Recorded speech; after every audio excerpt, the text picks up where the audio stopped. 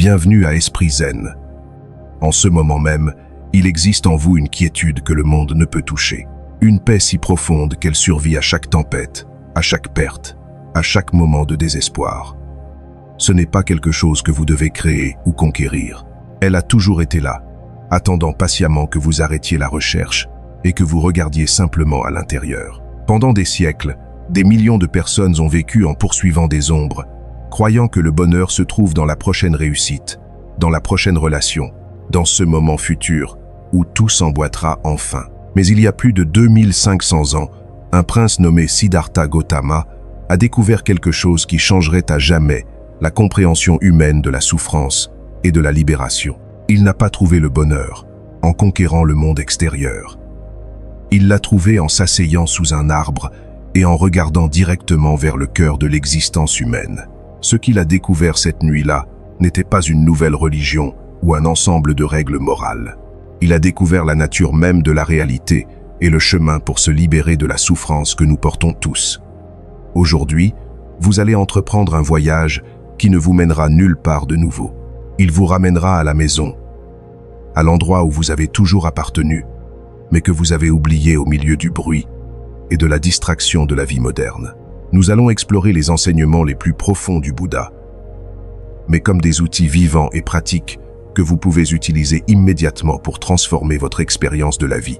Je vous avertis dès maintenant, ce que vous êtes sur le point de découvrir peut défier tout ce qu'on vous a enseigné sur le bonheur, le succès et la signification d'être vivant. Cela peut vous faire questionner les fondations mêmes sur lesquelles vous avez construit votre vie. Mais si vous êtes prêt à écouter avec le cœur ouvert, si vous êtes préparé à laisser aller les illusions qui vous maintiennent piégés dans la souffrance, alors ce peut être le jour où tout change.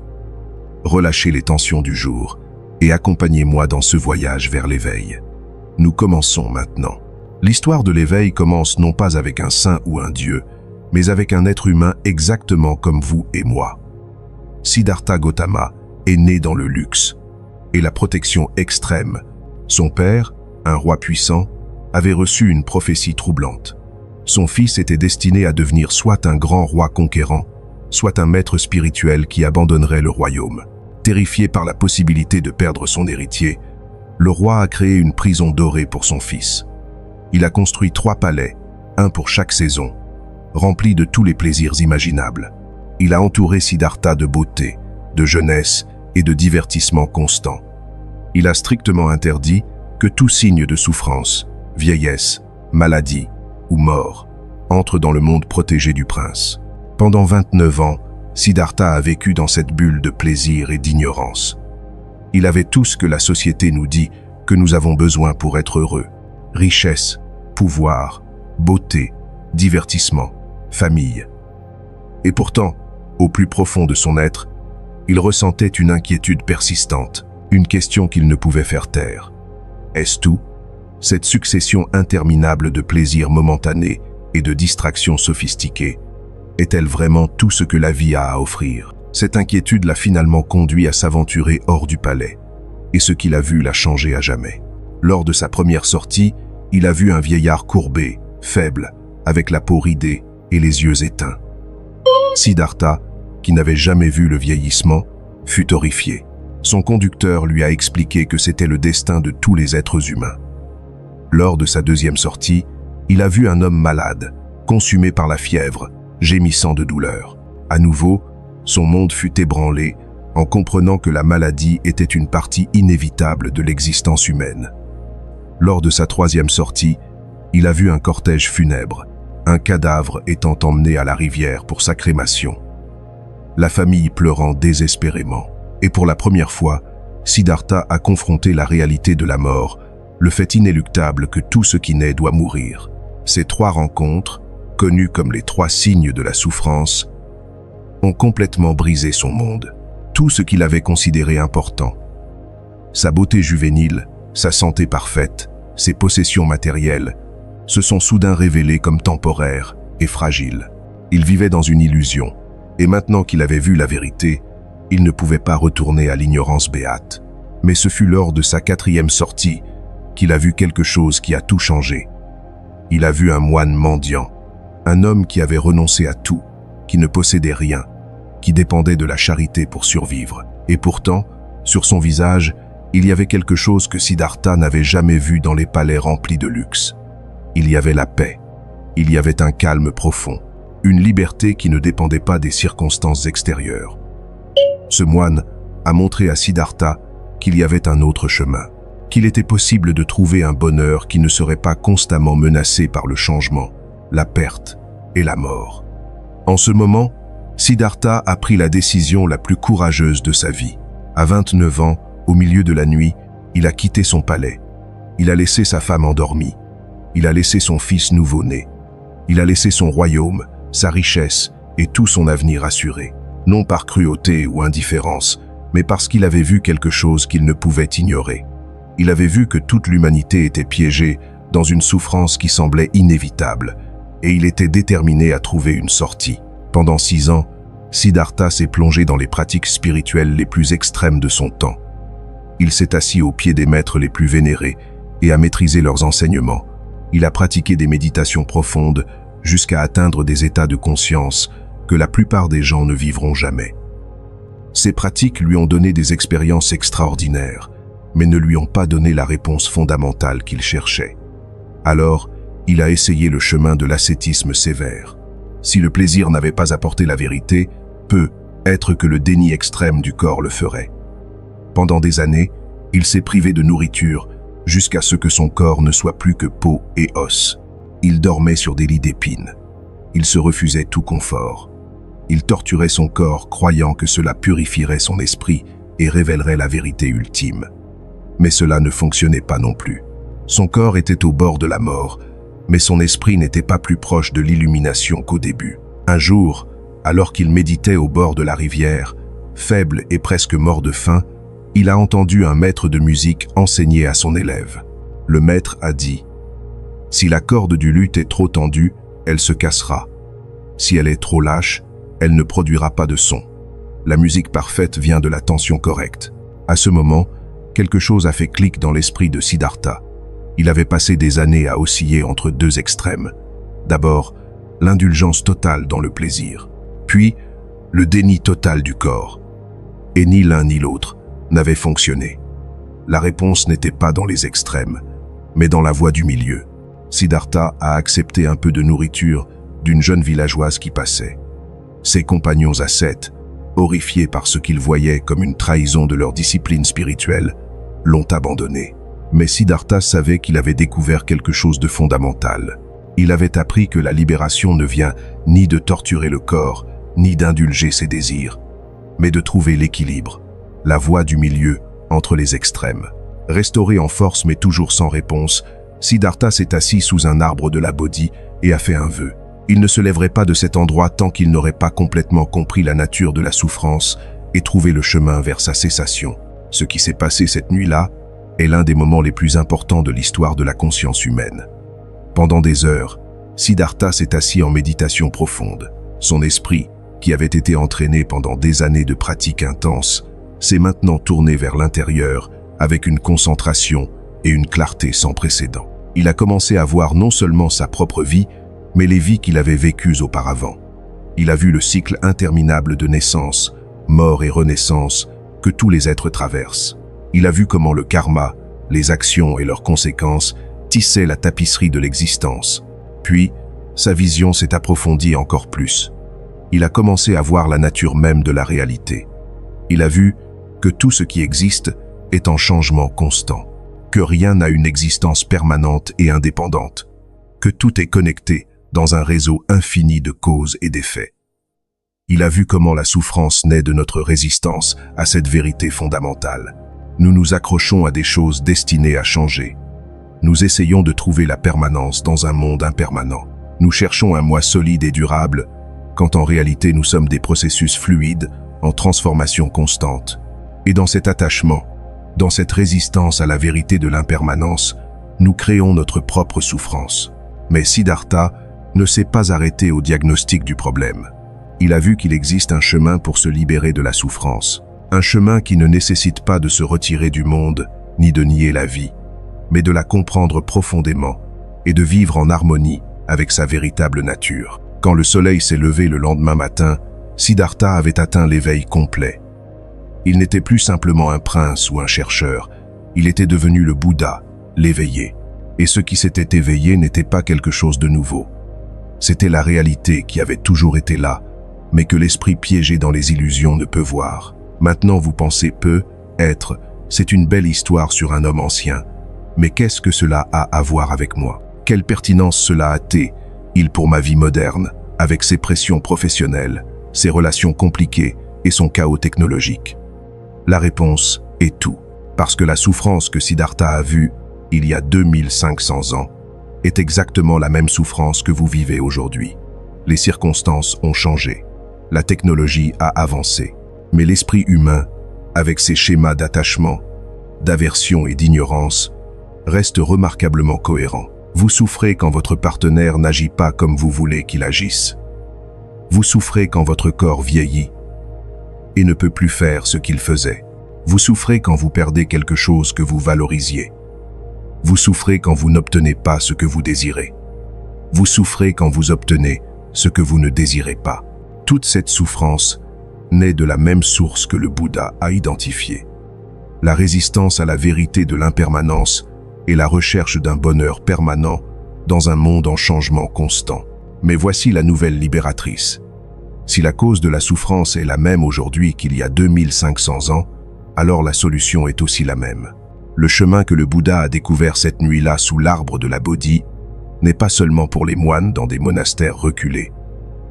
Il est pour vous. Il est pour quiconque est prêt à regarder honnêtement la souffrance dans sa vie et à faire le travail pour s'en libérer. Maintenant, avant de plonger dans les enseignements spécifiques, j'ai besoin que vous compreniez quelque chose de fondamental. Le bouddhisme n'est pas une religion au sens conventionnel.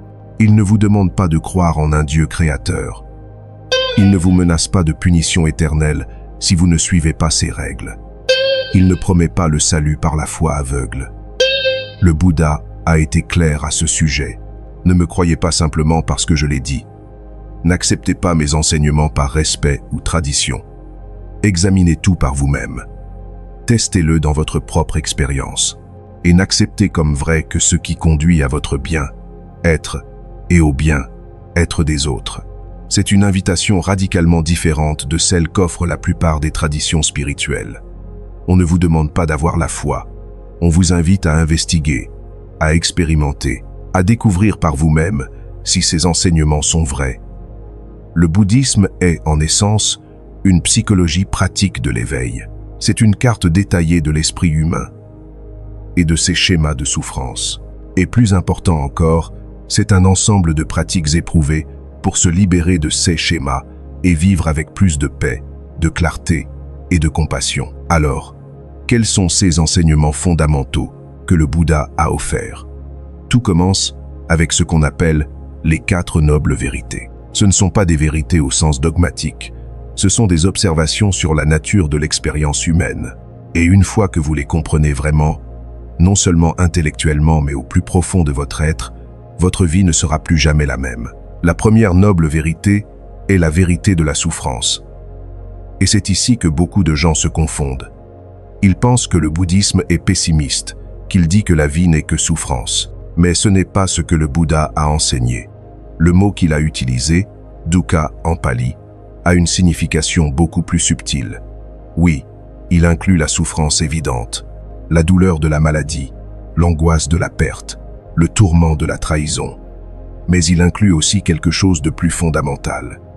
Une insatisfaction sous-jacente, un sentiment que quelque chose ne va pas tout à fait bien, même dans les moments apparemment heureux. C'est cette inquiétude que vous ressentez, même quand vous avez tout ce que vous pensiez vouloir. Cette sensation persistante qu'il manque quelque chose, que vous devriez être ailleurs, être quelqu'un d'autre, avoir une autre vie. Pensez à votre propre expérience. Vous travaillez dur pour obtenir cette promotion. Finalement, vous l'obtenez. Il y a un moment de joie, de satisfaction, mais ensuite, presque immédiatement, votre esprit se déplace vers la chose suivante, l'objectif suivant, la prochaine source potentielle de bonheur. Ou, pensez à une relation romantique. Au début, il y a l'extase. Vous avez trouvé la personne parfaite, mais avec le temps, inévitablement, les difficultés commencent à apparaître. La passion s'estompe, les défauts deviennent visibles.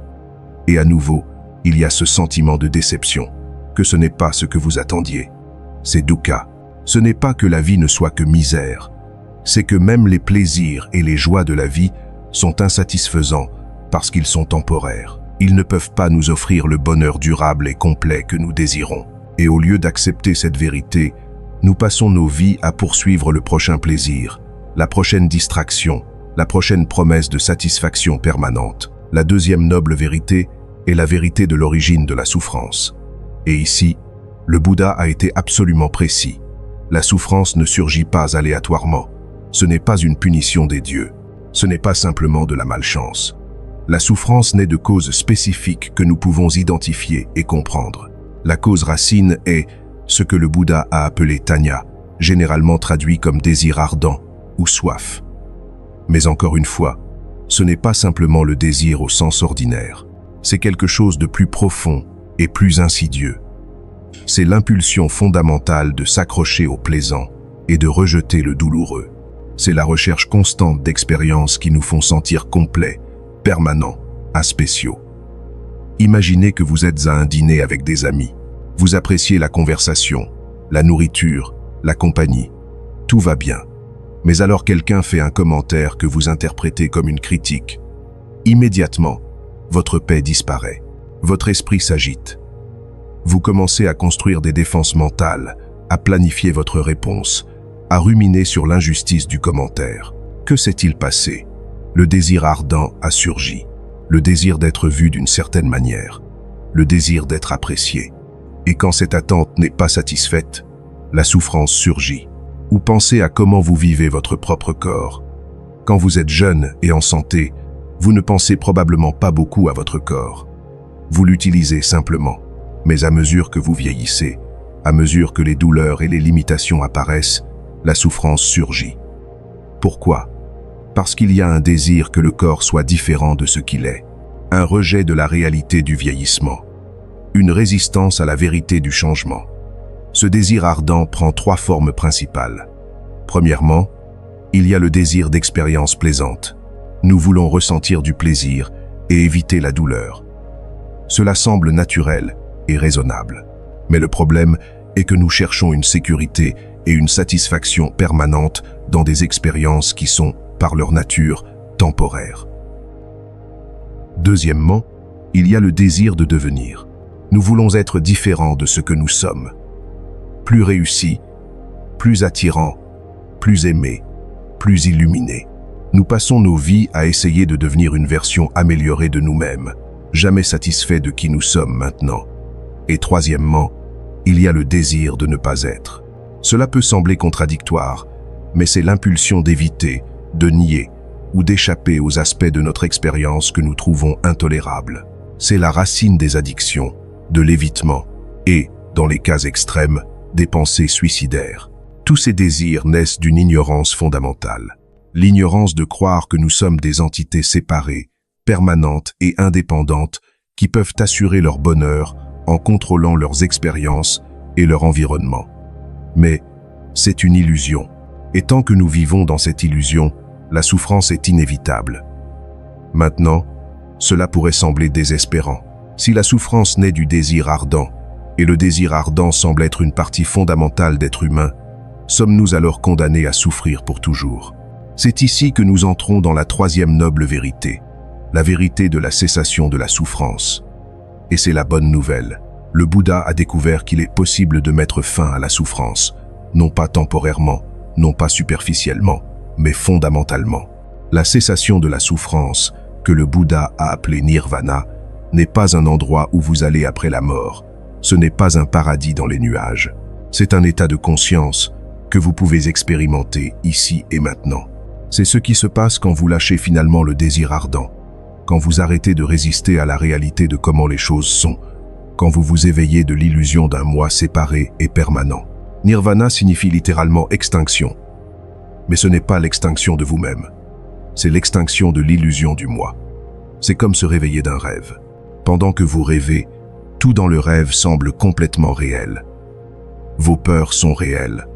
Vos désirs sont réels. Votre sensation d'être un moi séparé qui doit se protéger et s'améliorer est complètement réel. Mais quand vous vous réveillez, vous réalisez que tout était une construction de l'esprit. Le moi qui semblait si solide et réel dans le rêve n'a pas d'existence indépendante en dehors du rêve lui-même.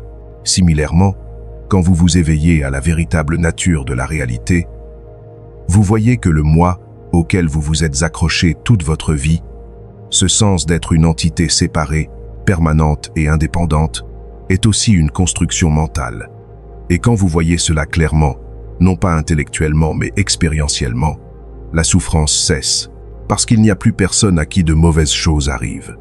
Il n'y a pas de moi qui doit être protégé, amélioré ou satisfait. Cela ne signifie pas que vous devenez un zombie sans émotion. Cela ne signifie pas que vous ne ressentez plus la douleur physique ou la tristesse émotionnelle. Cela signifie que votre relation avec ces expériences change fondamentalement. Vous ne vous identifiez plus à elles. Vous ne croyez plus qu'elles définissent qui vous êtes. Ce sont simplement des phénomènes qui surgissent et passent, comme les nuages qui traversent le ciel. Le ciel n'est pas affecté par les nuages. Il reste vaste et ouvert, peu importe les schémas météorologiques qui le traversent. Similairement, votre conscience fondamentale reste intacte, paisible et libre, peu importe les expériences qui surgissent en elle. Et maintenant nous arrivons à la quatrième noble vérité, la vérité du chemin qui mène à la cessation de la souffrance. Parce qu'une chose est de savoir que la libération est possible, une autre chose complètement différente est de savoir comment y arriver. Le Bouddha, avec son pragmatisme caractéristique, ne s'est pas contenté d'identifier le problème et la solution. Il a aussi fourni une carte détaillée du chemin. Cette carte est connue comme le noble sentier octuple. Et c'est sans doute l'une des contributions les plus importantes du Bouddha à la compréhension humaine de comment vivre avec sagesse. Le sentier octuple n'est pas un ensemble d'étapes que vous faites une après l'autre. Ce n'est pas une échelle où vous maîtrisez d'abord le premier échelon avant de passer au second. Au contraire, ce sont 8 aspects interconnectés d'une vie éveillée qui se développent ensemble, chacun soutenant et renforçant les autres. Ces 8 aspects sont traditionnellement divisés en 3 catégories. La première est la sagesse. Cela inclut la compréhension juste et la pensée juste. La seconde est la conduite éthique. Cela inclut la parole juste, l'action juste et le mode de vie juste. Et la troisième est l'entraînement mental. Cela inclut l'effort juste, l'attention juste et la concentration juste. Maintenant, le mot juste ici peut être trompeur. Il ne signifie pas juste dans un sens moral absolu. Il signifie complet, intégral, conduisant à l'éveil. C'est juste dans le sens où cela fonctionne. Cela conduit à moins de souffrance et plus de liberté. Commençons avec la compréhension juste. C'est la base de tout le reste. Sans une compréhension claire de la nature de la réalité, des 4 nobles vérités, de l'impermanence et de l'absence d'un moi permanent, tous les autres aspects du chemin seront faibles. La compréhension juste n'est pas seulement la connaissance intellectuelle. Vous pouvez lire 100 livres sur le bouddhisme et ne toujours pas avoir la compréhension juste. La compréhension juste est une vision pénétrante de la nature de votre expérience directe. C'est voir vraiment, pas seulement croire, que tout est impermanent. C'est expérimenter directement, pas seulement accepter comme concept, que la souffrance naît de l'attachement. Cette compréhension se développe graduellement à travers la pratique et la réflexion. Vous commencez à voir l'impermanence dans des choses évidentes. Les saisons changent, votre corps vieillit, les émotions vont et viennent, mais à mesure que votre pratique s'approfondit, vous commencez à voir l'impermanence dans des choses de plus en plus subtiles. Vous voyez que même vos pensées et sensations les plus intimes sont des processus en changement constant, pas des possessions permanentes d'un moi solide. La pensée juste naît naturellement de la compréhension juste. Quand vous voyez vraiment comment l'attachement cause la souffrance, vous commencez naturellement à penser de manière qui conduise à moins d'attachement. La pensée juste inclut 3 aspects. Premièrement, l'intention de renoncer. Cela ne signifie pas renoncer à la vie ou devenir un ascète. Cela signifie renoncer au désir ardent, à l'attachement, à la recherche constante de plus. Deuxièmement, l'intention de bienveillance. Cela signifie cultiver des pensées de bonté et de compassion envers tous les êtres, vous y compris. Et troisièmement, l'intention d'inoffensivité. Cela signifie abandonner délibérément les pensées de haine, de ressentiment ou de désir de causer du tort. Maintenant, vous pourriez penser qu'il est impossible de contrôler vos pensées. Et vous avez raison que vous ne pouvez pas simplement décider de ne plus jamais avoir de pensées négatives. C'est comme entraîner un muscle. Au début, il est faible et nécessite un effort conscient. Mais avec le temps, il devient plus fort et plus naturel. Passons maintenant à la deuxième catégorie, la conduite éthique. Dans le bouddhisme, l'éthique ne se base pas sur des commandements divins ou des règles morales absolues. Elle se base sur la compréhension de cause à effet. Certaines actions mènent à la souffrance, d'autres mènent au bien, être. L'éthique bouddhiste est pragmatique. Vous faites ce qui est juste non pas parce que Dieu vous l'ordonne, mais parce que vous comprenez que c'est ce qui conduit à moins de souffrance pour vous et pour les autres. La parole juste signifie parler de manière véridique, aimable et utile. Le Bouddha a identifié 4 formes de paroles incorrectes que nous devons éviter. Premièrement, le mensonge. Cela inclut non seulement les mensonges directs, mais aussi les exagérations, les demi-vérités et les silences trompeurs. Deuxièmement, la parole qui divise. C'est parler de manière qui crée des conflits entre les personnes, les commérages malveillants, instiger la méfiance. Troisièmement, la parole dure, les insultes, les critiques cruelles, le sarcasme blessant. Et quatrièmement, le bavardage frivole, la conversation sans sens, qui n'a d'autre but que de passer le temps ou d'éviter le silence inconfortable. Maintenant, cela ne signifie pas que vous devez être brutalement honnête en tout temps, sans considérer le contexte. La parole juste est une danse subtile entre vérité, gentillesse et utilité. Parfois, le silence est plus juste que la parole. Parfois, une vérité douce est plus habile qu'une vérité dure. La clé est d'examiner votre motivation. Parlez-vous pour aider ou pour satisfaire votre ego? Dites-vous la vérité parce que c'est utile ou parce que vous voulez avoir raison? L'action juste signifie vivre de manière à ne pas causer de tort à d'autres êtres. Le Bouddha a déliné 5 préceptes de base pour les pratiquants laïcs. Premièrement, s'abstenir de tuer. Cela s'étend à tous les êtres sensibles, pas seulement aux humains.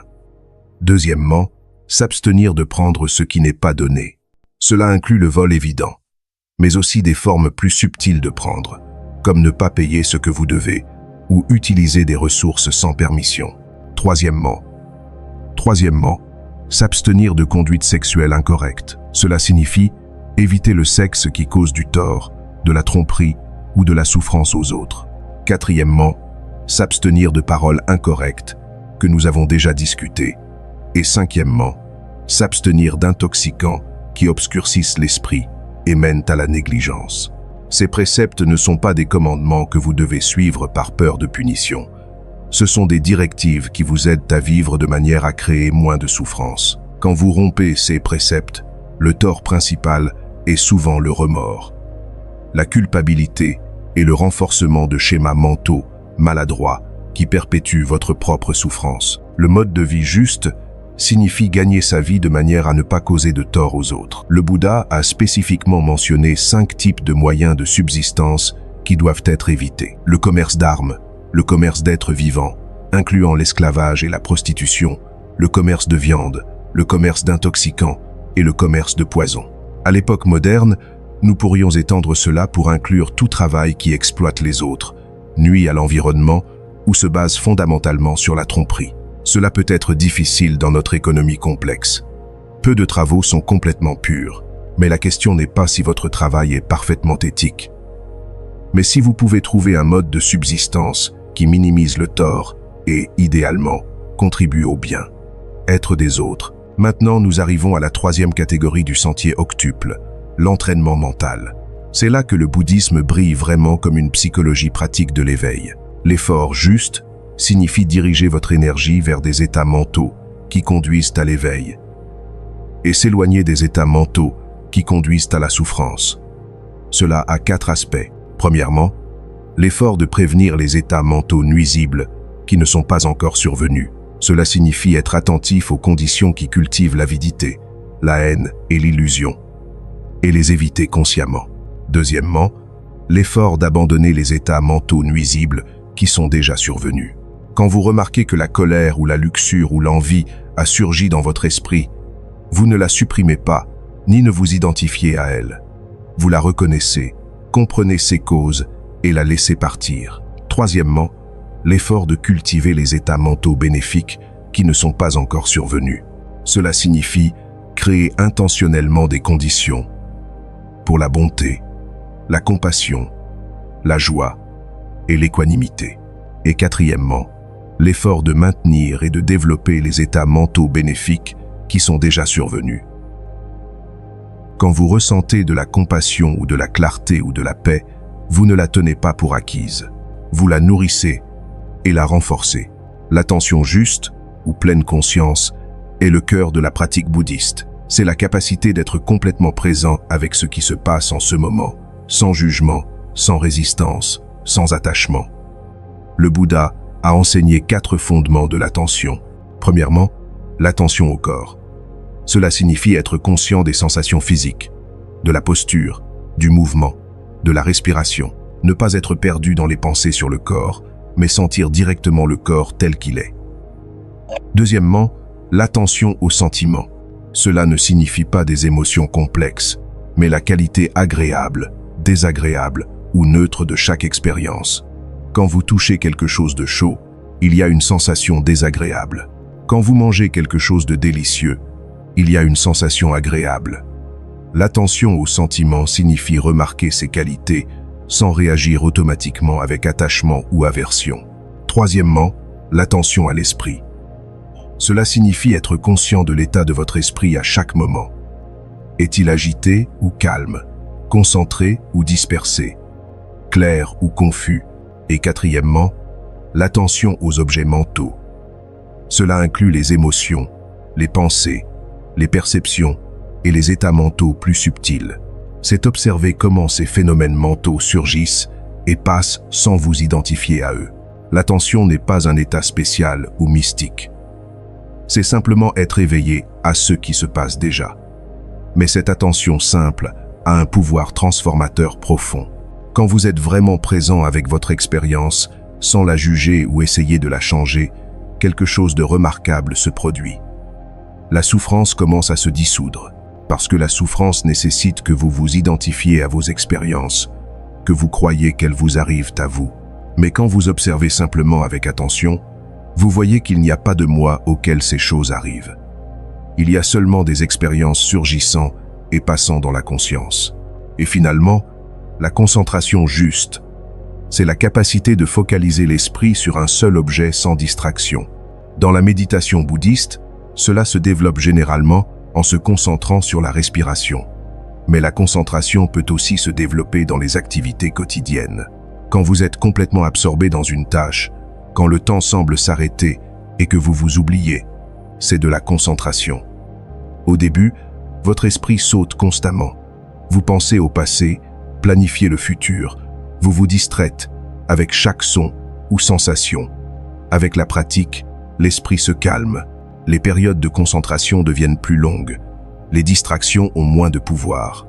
Éventuellement, vous pouvez atteindre des états de concentration profonde, appelés jhanas, où l'esprit est complètement unifié, libre de distraction, et rempli d'une joie et d'une paix qui ne dépendent d'aucun objet externe.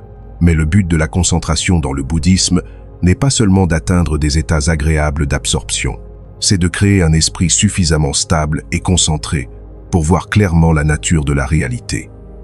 C'est comme calmer l'eau pour que vous puissiez voir clairement ce qu'il y a au fond.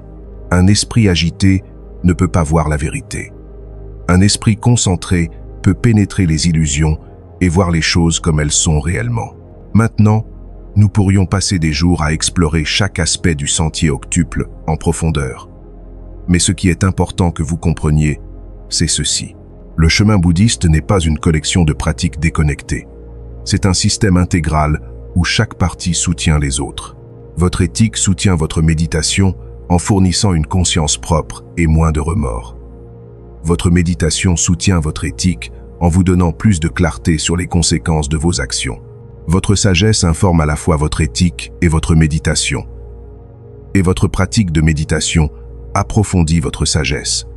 C'est un cercle vertueux qui se renforce lui-même avec le temps. Parlons maintenant de l'un des concepts les plus importants et les plus mal compris du bouddhisme. Le concept d'anatta, ou non-soi. C'est probablement l'enseignement bouddhiste le plus radical et le plus difficile à comprendre. Quand le Bouddha a enseigné anatta, il défiait directement l'une des croyances les plus fondamentales que presque tous les êtres humains partagent. La croyance en un moi, solide, permanent et indépendant. Pensez à comment vous vivez votre vie normalement. Il semble y avoir un moi qui est le sujet de toutes vos expériences. Il y a des pensées, mais il y a un penseur qui a ses pensées. Il y a des sensations, mais il y a un expérimentateur qui ressent ces sensations. Il y a des actions, mais il y a un faiseur qui effectue ces actions. Ce moi semble être le noyau stable de votre identité. C'est qui vous étiez hier, qui vous êtes aujourd'hui et qui vous serez demain. C'est ce qui fait que vous êtes vous. Et le projet de votre vie tourne généralement autour d'améliorer, protéger et satisfaire ce moi. Mais le Bouddha a fait une affirmation étonnante. Quand vous l'examinez attentivement, ce moi ne peut pas être trouvé. Il n'y a pas d'entité permanente et indépendante qui soit votre véritable essence.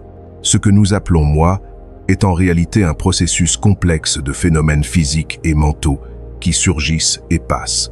Pour comprendre cela, le Bouddha a analysé l'expérience humaine en 5 agrégats. Premièrement, la forme.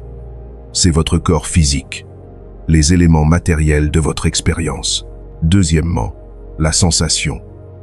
La qualité agréable, désagréable ou neutre de chaque expérience. Troisièmement, la perception, la reconnaissance et la catégorisation des expériences. Quatrièmement, les formations mentales. Cela inclut les émotions, les volitions, les intentions et d'autres facteurs mentaux complexes.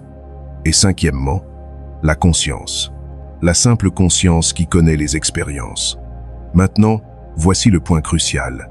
Chacun de ces 5 agrégats est impermanent. Votre corps change constamment. Les sensations surgissent et passent. Les perceptions changent. Les formations mentales apparaissent et disparaissent. Même la conscience elle-même est un processus fluide, pas une chose stable. Et si chacun de ces agrégats est impermanent, où est le moi permanent? Vous pourriez dire, eh bien, peut être que le moi est la collection de tous ces agrégats ensemble. Mais une collection de choses impermanentes ne peut pas créer quelque chose de permanent. C'est comme dire qu'un tas de glace toujours changeant constitue d'une manière ou d'une autre une entité de glace permanente. Ou vous pourriez dire, peut être que le moi est quelque chose de séparé de ces agrégats, quelque chose qui les possède ou les contrôle. Mais quand vous examinez votre expérience directement, vous ne pouvez pas trouver une telle entité. Il n'y a pas de petit homme à l'intérieur de votre tête tirant les leviers. Il y a seulement le processus lui-même. Des pensées se pensant elles-mêmes, des sensations se ressentant elles-mêmes. Maintenant, cela peut sembler très abstrait et philosophique, mais cela a des implications pratiques profondes pour comment vous vivez votre vie. Quand vous croyez en un moi solide, vous créez de la souffrance de multiples façons. Vous vous accrochez à des choses que vous croyez vous appartenir. Ma maison, ma voiture, mon partenaire, ma réputation. Et quand ces choses changent ou s'en vont, vous souffrez parce que votre moi se sent menacé. Vous résistez aux expériences que vous n'aimez pas parce que vous les voyez comme des menaces au moi. Si quelqu'un vous critique, ce n'est pas juste une opinion que quelqu'un a, c'est une attaque contre le moi. Vous vous comparez constamment aux autres, créant des hiérarchies de meilleurs et pires, supérieurs et inférieurs. Tout cela crée tension, anxiété.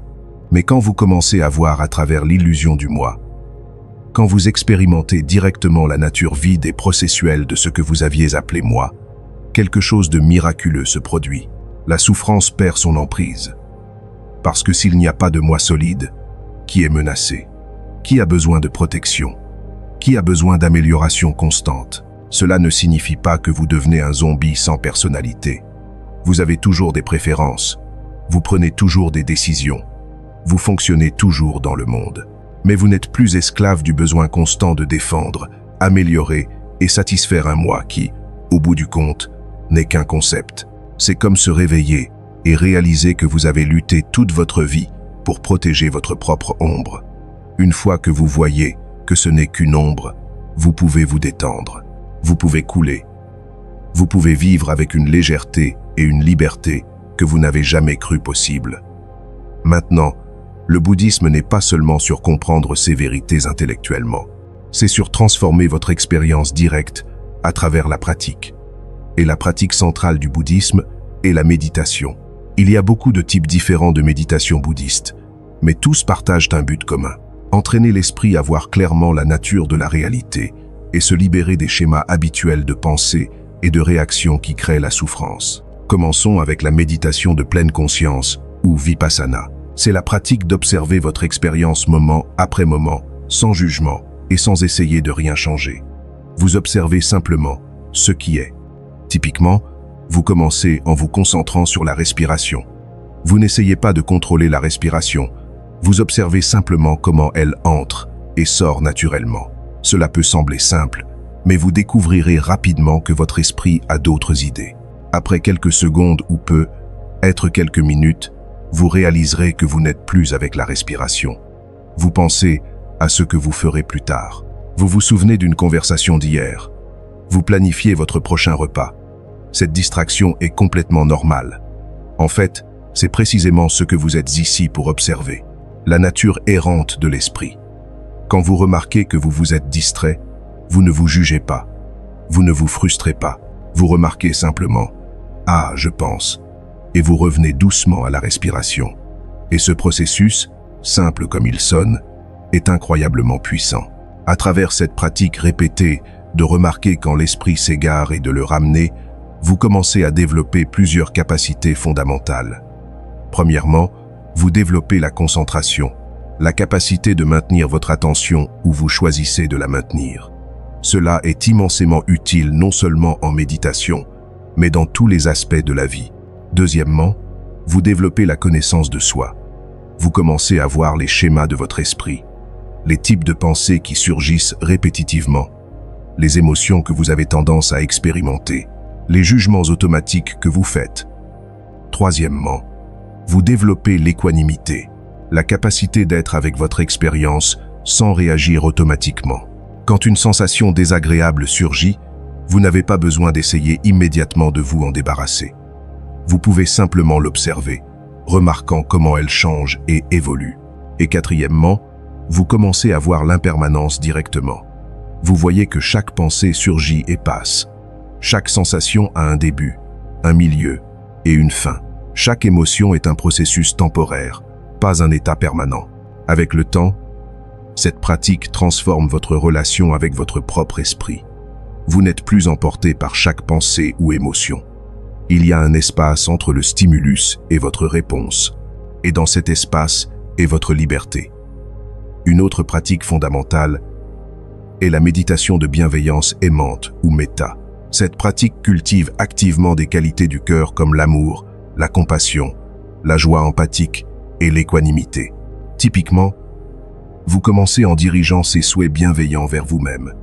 Que je sois heureux, que je sois en bonne santé, que je sois en sécurité, que je vive avec aisance. Au début, cela peut sembler forcé ou artificiel, spécialement si vous avez de l'autocritique ou du rejet de soi. Mais avec la pratique, ces souhaits commencent à résonner plus profondément. Vous commencez à sentir un adoucissement dans votre cœur, une bonté authentique envers vous-même. Puis vous étendez ce champ de bonne volonté. Vous pensez à quelqu'un que vous aimez et dirigez les mêmes souhaits vers eux. Que tu sois heureux, que tu sois en bonne santé, que tu sois en sécurité, que tu vives avec aisance. Puis, vous incluez une personne neutre, quelqu'un que vous ne connaissez pas bien mais que vous avez vu, le caissier au supermarché, un voisin, et vous étendez les mêmes souhaits bienveillants vers eux. Puis, et c'est là que la pratique devient difficile, vous incluez une personne difficile, quelqu'un qui vous a blessé ou avec qui vous avez un conflit. Vous essayez, même si c'est difficile, de leur souhaiter du bien. Non pas parce que vous approuvez ce qu'ils ont fait, mais parce que vous comprenez qu'eux aussi sont piégés dans la souffrance. Eux aussi cherchent le bonheur de manière maladroite. Et finalement, vous étendez le champ de bienveillance aimante pour inclure tous les êtres partout. Que tous les êtres soient heureux. Que tous les êtres soient en bonne santé. Que tous les êtres soient en sécurité. Que tous les êtres vivent avec aisance. Cette pratique peut sembler n'être qu'un joli sentiment, mais elle a des effets profonds. Des études scientifiques ont montré que la pratique régulière de bienveillance aimante réduit la dépression et l'anxiété, augmente les émotions positives et améliore les relations. Mais plus important d'un point de vue bouddhiste, elle affaiblit l'égoïsme et la séparation qui sont à la racine de la souffrance. Quand vous pratiquez régulièrement la bienveillance aimante, vous commencez à voir à travers l'illusion d'être séparé des autres êtres. Vous commencez à sentir une connexion naturelle avec tous les êtres. Et ce sens de connexion et d'interrelation est fondamental pour l'éveil. Il y a beaucoup d'autres pratiques méditatives dans le bouddhisme. La méditation marchée, où vous amenez la pleine conscience à l'acte de marcher. La méditation en mangeant, où vous portez attention complète à chaque aspect du manger. La contemplation de la mort, où vous réfléchissez sur l'inévitabilité de votre propre mort pour apprécier plus profondément votre vie. La méditation sur le répulsif, où vous contemplez les aspects moins attrayants du corps pour réduire l'attachement et le désir. Chacune de ces pratiques a son but spécifique, visant différents aspects du chemin vers l'éveil. Mais toutes partagent la même essence fondamentale. Entraîner l'esprit à voir clairement, lâcher l'attachement et vivre avec plus de sagesse et de compassion. Maintenant, vous pensez peu. Être que tout cela semble très beau en théorie. Mais comment l'appliquez-vous dans votre vie quotidienne? Comment vivez-vous bouddhiquement dans un monde moderne rempli de stress professionnel, de relations compliquées, de responsabilités financières et de distractions constantes? La réponse est que le bouddhisme ne nécessite pas que vous vous retiriez dans un monastère, bien que cela puisse certainement être bénéfique.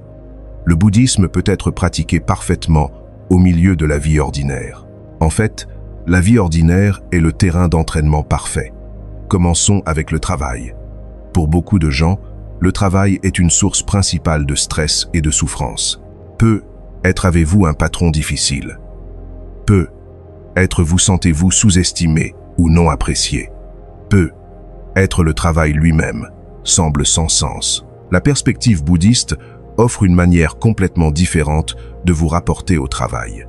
Premièrement, vous pouvez pratiquer la pleine conscience au travail. Au lieu de fonctionner en mode automatique, amenez une présence complète à ce que vous faites.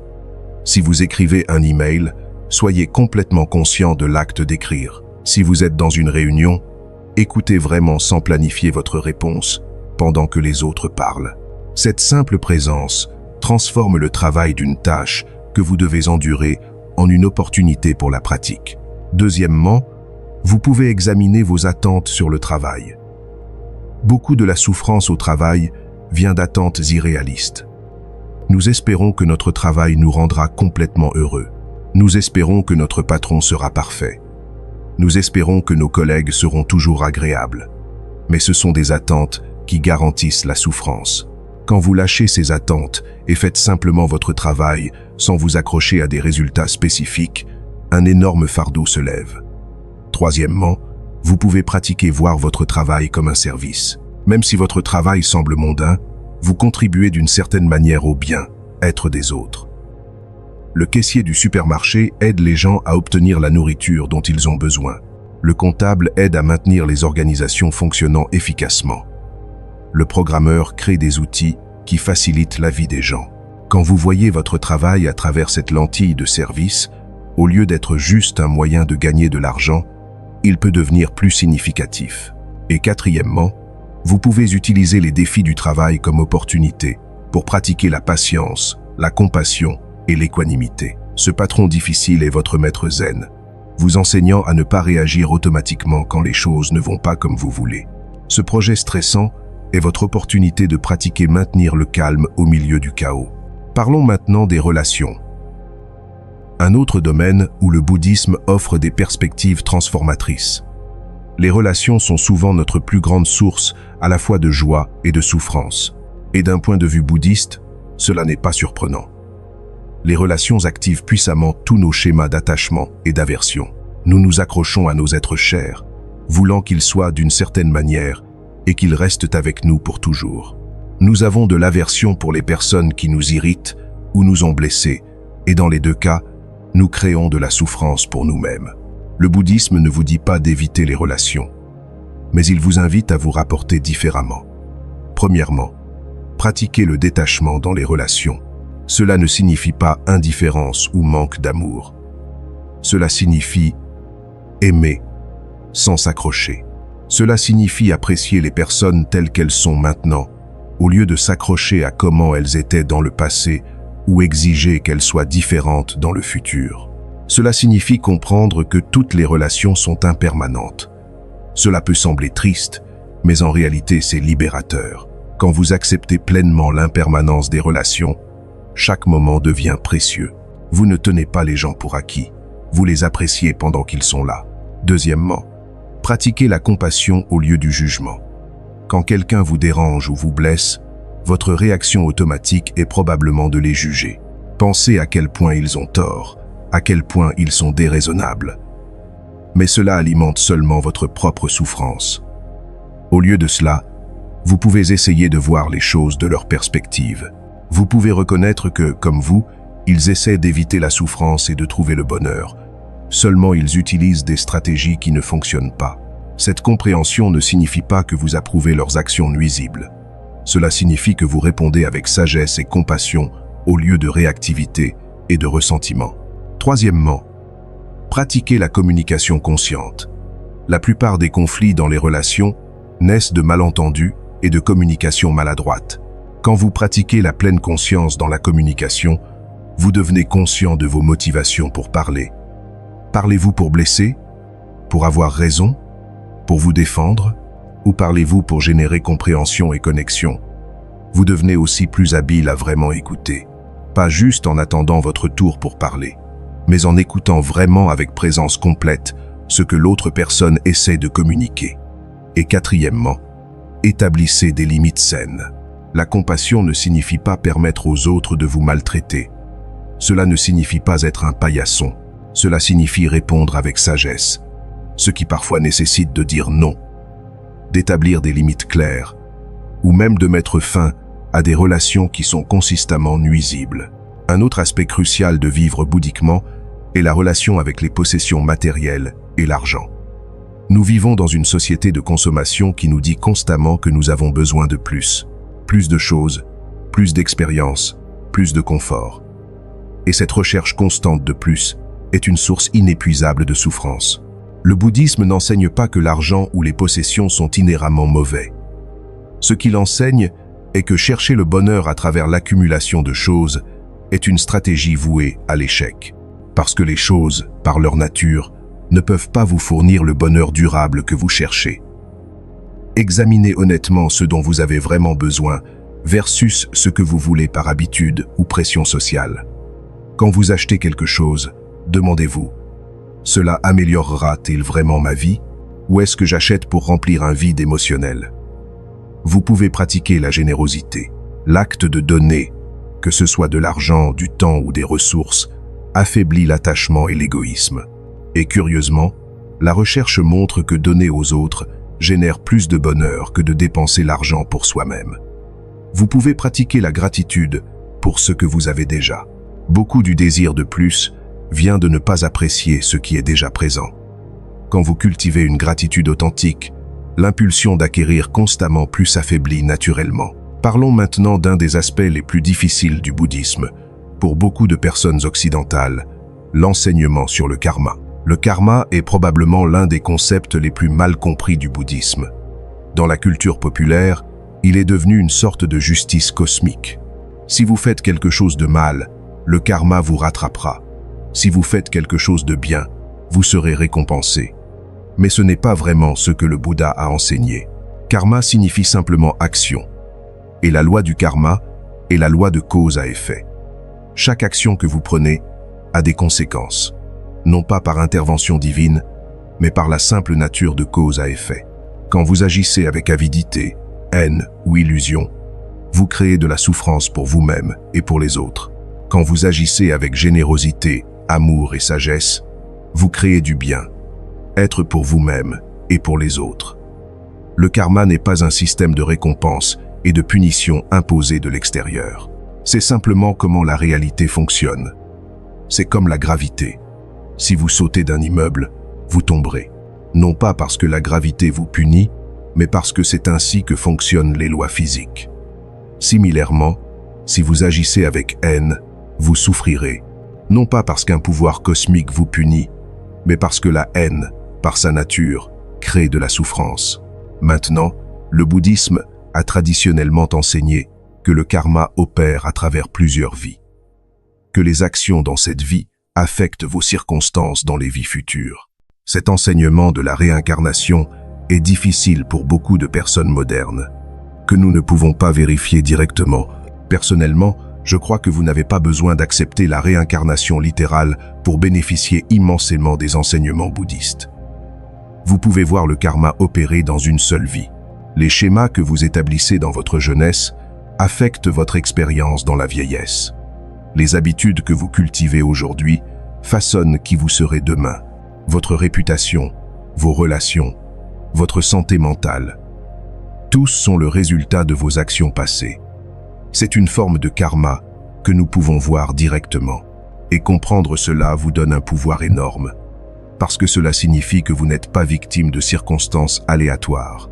Vous êtes, dans une grande mesure, l'architecte de votre propre expérience. Bien sûr, tout ce qui vous arrive n'est pas le résultat de vos propres actions. Vous êtes né dans certaines circonstances que vous n'avez pas choisies. Des événements au-delà de votre contrôle vous affectent. Mais comment vous répondez à ces circonstances? Cela est complètement vôtre. Et cette réponse crée votre karma futur. Cela nous amène à l'un des plus grands défis que nous affrontons en tant que pratiquants bouddhistes. Comment maintenir la pratique quand la motivation s'estompe, quand des doutes surgissent ou quand le progrès semble impossiblement lent? Parce que soyons honnêtes, le chemin de l'éveil n'est pas facile. Il nécessite d'affronter des aspects de vous-même que vous avez évités. Il nécessite de lâcher des schémas de pensée et de comportement qui sont profondément enracinés. Il nécessite de la patience quand tout dans notre culture nous entraîne à vouloir des résultats instantanés. Le Bouddha a parlé de 5 obstacles qui surgissent dans la pratique. Premièrement, le désir sensuel. C'est le désir ardent d'expériences plaisantes. En méditation, il se manifeste comme le désir que la session se termine, ou des fantasmes sur la nourriture, ou le sexe, ou le divertissement. Dans la vie quotidienne, c'est la tendance constante à chercher le prochain plaisir. Deuxièmement, la mauvaise volonté. Cela inclut la colère, l'irritation, le ressentiment. En méditation, cela pourrait se manifester comme de l'irritation avec les sons de votre environnement ou du ressentiment que votre esprit ne se calme pas. Dans la vie quotidienne, c'est cette voix dans votre tête qui critique constamment et juge. Troisièmement, la paresse et la somnolence. C'est l'état opaque et lourd où vous n'avez ni énergie ni motivation. En méditation, vous luttez pour rester éveillé. Dans la vie quotidienne, vous ne pouvez simplement pas trouver l'énergie pour pratiquer. Quatrièmement, l'agitation et l'inquiétude. C'est l'état agité où l'esprit ne peut pas se calmer. Vous vous inquiétez constamment pour le futur ou ruminez sur le passé. Et cinquièmement, le doute. C'est le doute sur le chemin, sur le maître, sur vous-même. Vous vous demandez si cela fonctionne vraiment, si vous le faites correctement, si vous progresserez jamais. Le Bouddha n'a pas enseigné que vous devez éliminer ces obstacles par la force. Cela créerait seulement plus de résistance. Au lieu de cela, il a enseigné à les reconnaître quand ils surgissent, comprendre leurs causes et appliquer des antidotes spécifiques. Pour le désir sensuel, vous pouvez contempler l'impermanence des plaisirs, réfléchir sur comment chaque expérience plaisante finit éventuellement, comment les poursuivre vous maintient seulement dans la roue du désir ardent. Pour la mauvaise volonté, vous pouvez cultiver la bienveillance aimante. Quand la colère surgit, au lieu de la justifier ou de la supprimer, vous pouvez diriger intentionnellement des pensées de bonne volonté vers vous-même et vers l'objet de votre colère. Pour la paresse, vous pouvez contempler la mort, réfléchir sur la brièveté de la vie et la préciosité d'avoir cette opportunité de s'éveiller. Cela peut vous énergiser quand la motivation est basse. Pour l'agitation, vous pouvez utiliser la concentration. Focaliser l'esprit sur un objet unique, comme la respiration, peut calmer l'agitation. Pour le doute, vous pouvez réfléchir sur les bénéfices que vous avez déjà expérimentés de la pratique, même s'ils semblent petits. Il peut aussi aider de lire sur les expériences d'autres pratiquants ou de passer du temps avec une communauté de pratique. Mais peut être l'antidote le plus puissant pour tous ces obstacles est la patience. Le chemin de l'éveil n'est pas une course. C'est un déploiement graduel qui se produit en son propre temps. Certains jours, la pratique se sentira claire et lumineuse. D'autres jours, elle se sentira ennuyeuse et difficile. Les deux font partie du chemin. La clé est de continuer à se présenter. Continuez à pratiquer, même quand vous ne voyez pas de résultats immédiats, parce que le changement se produit, même quand vous ne pouvez pas le percevoir directement. Parlons maintenant de la communauté, ou sangha dans le bouddhisme. Traditionnellement, le bouddhisme parle des 3 joyaux dans lesquels les pratiquants prennent refuge. Le Bouddha, le maître qui a montré le chemin, le Dharma, les enseignements eux-mêmes, et le Sangha, la communauté de pratiquants. Le Sangha n'est pas juste un groupe social agréable, c'est un élément essentiel du chemin, parce que la transformation spirituelle se produit rarement en isolation. Nous avons besoin du soutien, de l'inspiration, et oui, du défi d'autres qui sont sur le chemin.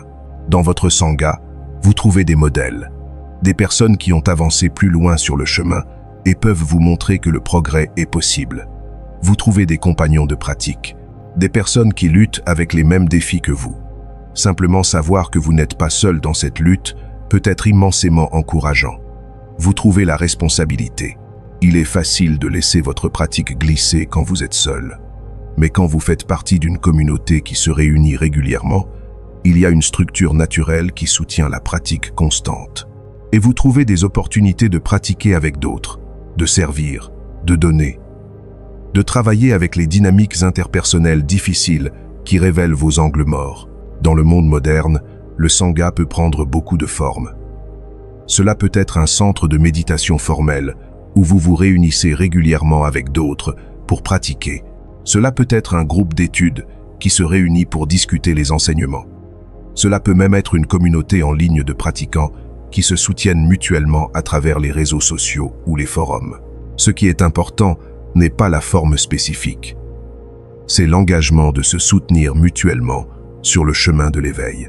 Et maintenant, je veux parler de quelque chose qui est souvent négligé dans les présentations occidentales du bouddhisme. La dimension dévotionnelle. Dans beaucoup de traditions bouddhistes, spécialement en Asie, il y a un aspect fortement dévotionnel dans la pratique. Les gens font des offrandes sur des autels. Ils récitent des sutras, ils chantent le nom du Bouddha. Ils participent à des rituels élaborés.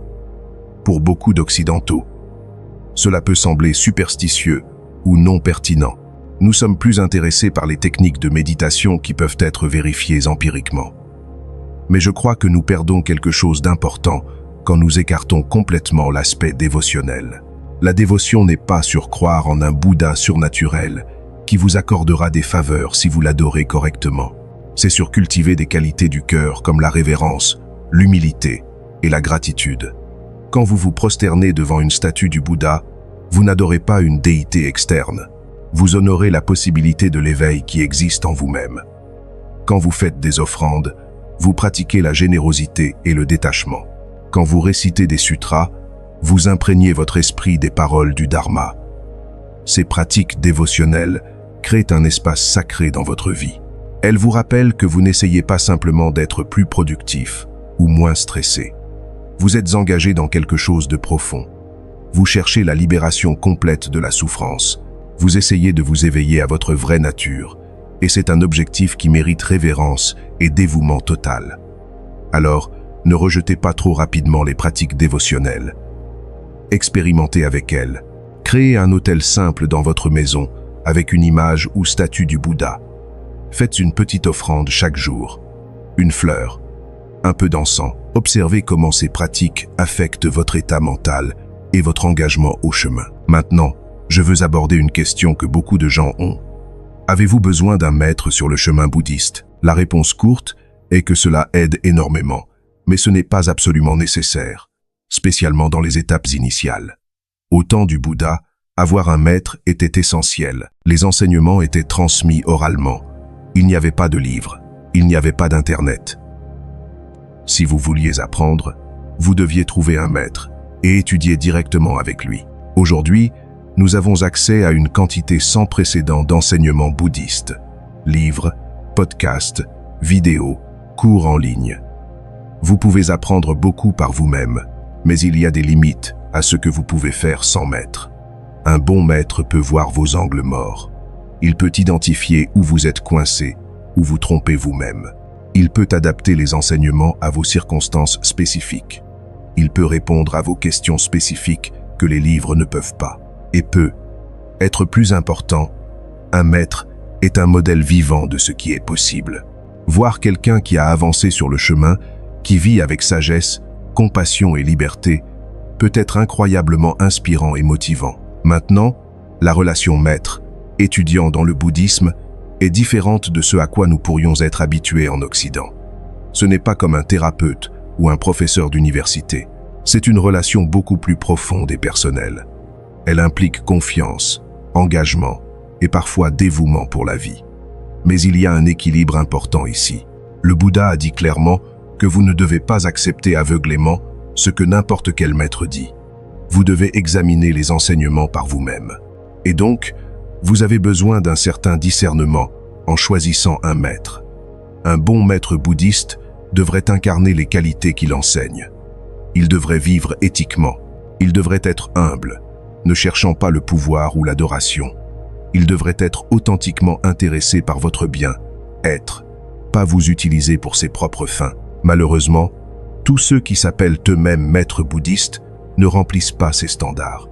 Il y a eu des scandales dans plusieurs communautés bouddhistes où des maîtres ont abusé de leur position, où ils ont exploité sexuellement des étudiants, détourné des fonds ou créé des cultes de personnalité. C'est une trahison tragique des enseignements. Et c'est pourquoi le discernement est si important. Ne donnez pas votre pouvoir à n'importe quel maître, peu importe à quel point il est charismatique ou apparemment illuminé.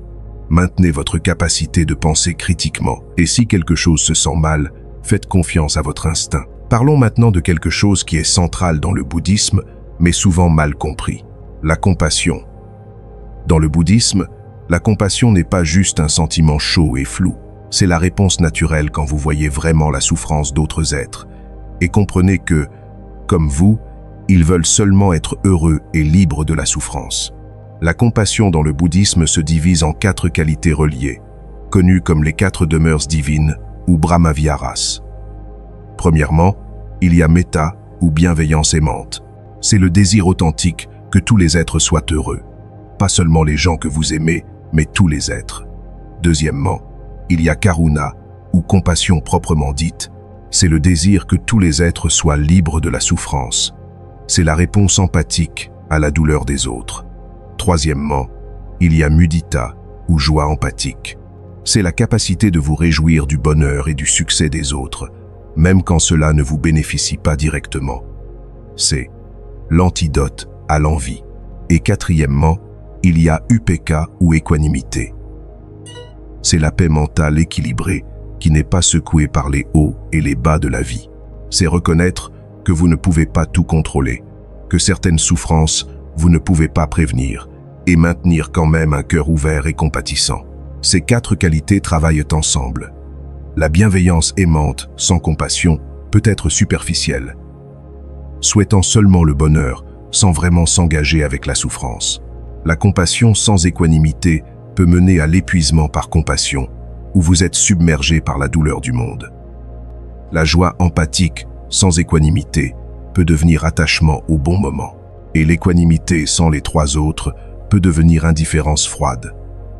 Mais quand les 4 sont cultivés en équilibre, elles créent un cœur qui est à la fois chaleureux et sage, capable de répondre à la souffrance sans en être submergé, capable d'aimer sans s'accrocher, capable de se réjouir sans comparer, capable de maintenir la paix sans se retirer de la vie. Une question importante est: comment cultivez-vous activement ces qualités? Nous avons déjà parlé de la méditation de bienveillance aimante, mais la compassion peut aussi être cultivée dans la vie quotidienne. Vous pouvez pratiquer voir chaque personne que vous rencontrez comme quelqu'un qui, comme vous, veut être heureux et éviter la souffrance. Cette simple pratique peut transformer vos interactions. Le conducteur qui vous a coupé dans le trafic n'est pas juste un imbécile. C'est quelqu'un qui est probablement stressé, en retard, peut être inquiet de quelque chose. Le caissier maussade n'est pas juste grossier. Peut être hâte, il une journée difficile. Peut être il des problèmes à la maison que vous ne connaissez pas. Ce n'est pas de la naïveté. Vous n'excusez pas le comportement nuisible. Vous reconnaissez simplement l'humanité commune. Et cette reconnaissance adoucit naturellement votre cœur et réduit votre réactivité. Vous pouvez aussi pratiquer des actes délibérés de bonté. Petits actes. Tenir la porte pour quelqu'un. Laisser un pourboire généreux. Envoyer un message d'appréciation à un ami. Ces actes, bien que petits, ont un effet cumulatif, non seulement dans le monde extérieur, mais dans votre propre cœur. Chaque acte de bonté renforce les circuits neuronaux de la compassion et affaiblit les circuits de l'égoïsme. Et vous pouvez pratiquer le Tonglen, une technique de méditation bouddhiste tibétaine. Dans le Tonglen, vous visualisez prendre la souffrance des autres sur l'inhalation. Vous l'imaginez comme une fumée sombre entrant dans votre corps. Puis, sur l'exhalation, vous envoyez bonheur, santé et bien-être, visualisé comme lumière brillante. Cette pratique peut sembler contre-intuitive. Pourquoi voudriez-vous délibérément prendre la souffrance des autres? Mais ce que vous faites réellement est entraîner votre esprit à ne pas avoir peur de la souffrance, à ouvrir votre cœur même aux choses difficiles. Et cela, paradoxalement, crée un courage et une capacité énorme pour aider les autres. Maintenant, je veux parler de quelque chose qui est profondément important, mais souvent négligé. La relation entre le bouddhisme et l'action sociale. Certaines personnes voient le bouddhisme comme une pratique purement individuelle et interne. Vous vous asseyez sur votre coussin, vous travaillez sur votre propre esprit et essentiellement, vous vous retirez du monde désordonné. Mais c'est une incompréhension. Oui, le bouddhisme met l'accent sur le travail intérieur. Mais ce travail intérieur déborde naturellement en actions compatissantes dans le monde. Quand vous cultivez vraiment la compassion, vous ne pouvez pas simplement ignorer la souffrance que vous voyez autour de vous. Vous vous sentez naturellement poussé à aider, à servir, à travailler pour le soulagement de la souffrance.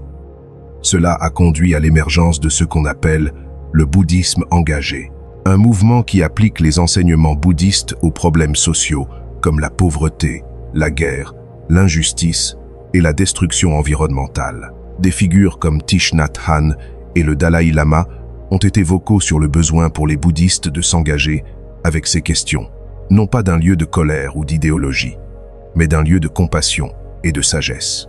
À quoi cela ressemble-t-il en pratique?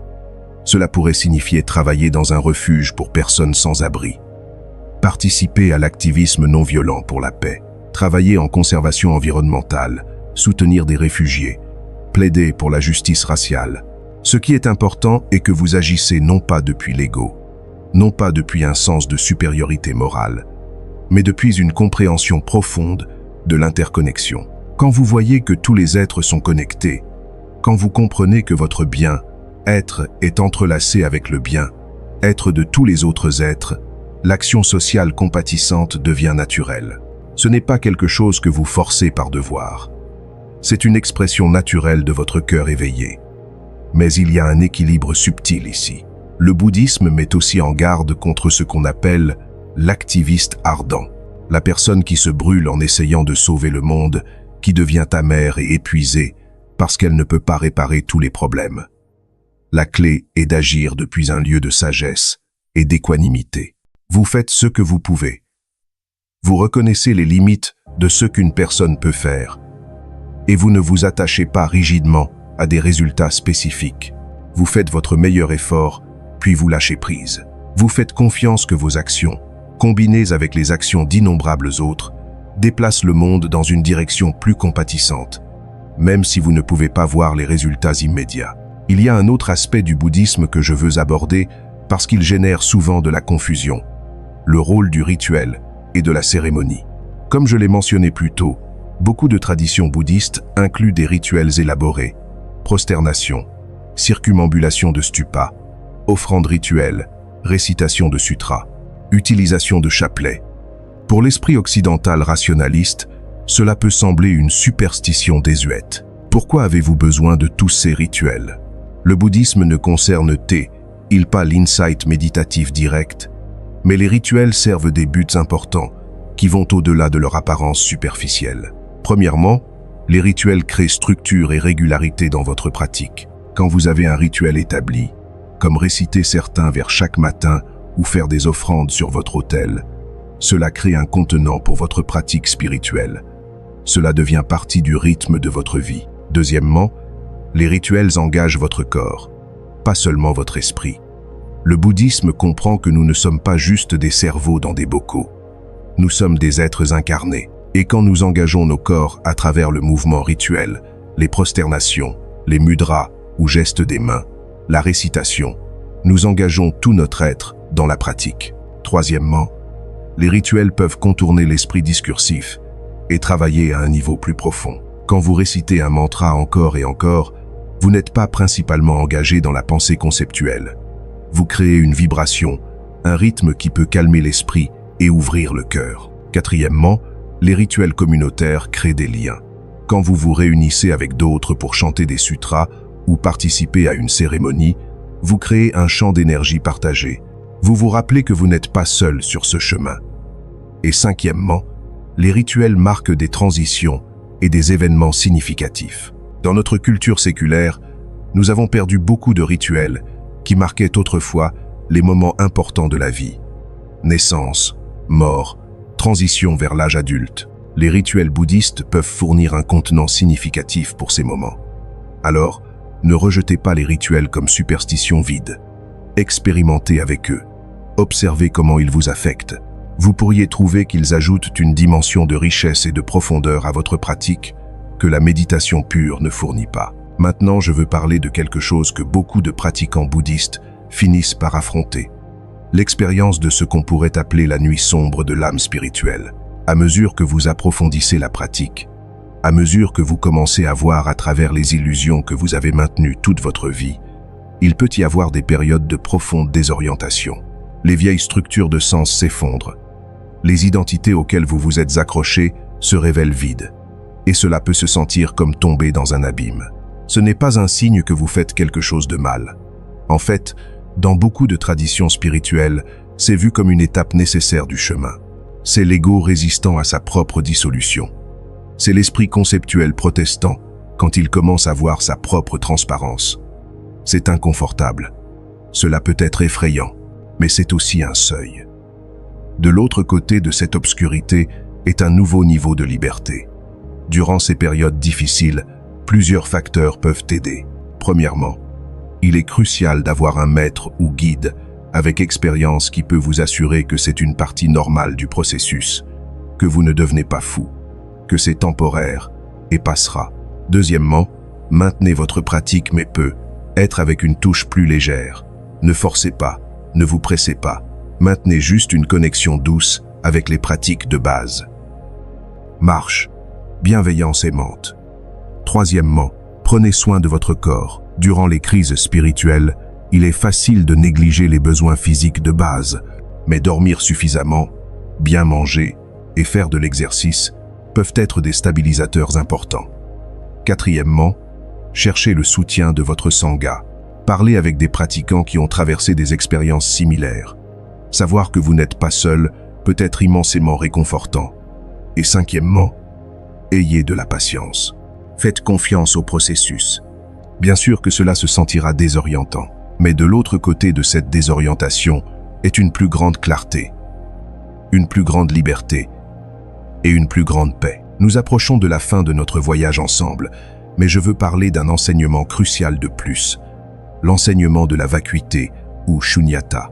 C'est probablement l'enseignement bouddhiste le plus profond et le plus facilement mal compris. Quand le bouddhisme parle de vacuité, cela ne signifie pas que rien n'existe. Ce n'est pas du nihilisme. Il ne dit pas que vous, et moi, et le monde, ne sommes que des illusions sans substance. Ce que cela signifie est que les choses sont vides d'existence inhérente, indépendante et permanente. Tout ce qui existe surgit en dépendant de causes et de conditions. Rien n'existe par soi-même, de manière indépendante. Prenez votre corps comme exemple. Votre corps semble être une chose solide et séparée. Mais quand vous l'examinez de près, vous voyez qu'il est composé de parties. Ces parties sont composées de cellules. Les cellules sont composées de molécules, les molécules d'atomes, les atomes de particules subatomiques. Et à chaque niveau, ce qui semble solide se révèle être principalement de l'espace vide et des processus dynamiques. De plus, votre corps dépend complètement de choses en dehors de lui-même pour exister. Il dépend de l'air que vous respirez, de la nourriture que vous mangez, du soleil qui fournit l'énergie pour les plantes que vous mangez, des microbes dans votre intestin qui vous aident à digérer. Quand vous y pensez vraiment, il n'y a pas de ligne claire où votre corps se termine et où le reste de l'univers commence. Vous êtes un processus continu avec votre environnement. Maintenant, appliquez cette même analyse à votre esprit, à votre moi. Où est ce moi? Est-ce votre corps? Mais votre corps change constamment. Les cellules meurent et sont remplacées. Le corps que vous avez maintenant est complètement différent à un niveau cellulaire du corps que vous aviez il y a 7 ans. Est-ce votre esprit?